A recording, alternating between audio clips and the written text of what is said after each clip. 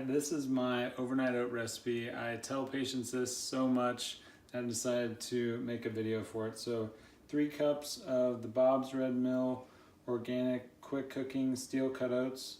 These are from Costco. 3 cups of organic blueberries frozen from Costco. 3 cups of boiling water. Just mix this together, and to this I'm going to add a 1/2 cup of tri-seed blend, which is an equal proportion of flax, hemp, and chia. So that's your healthy fats all together in a blend of seeds. I've got that blended up in a bag right here, ready to go. 1/2 cup.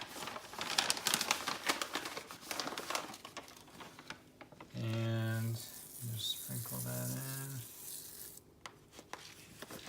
So that will not only provide healthy fats, it'll soak up some of the extra water that may be around after the oats have soaked up most of the water. And from here, this is kind of the basis of it. From here you can add any kind of flavors you want. I always add cacao, usually add some cinnamon, some ginger, some cloves, any other spices you may want to add for flavor.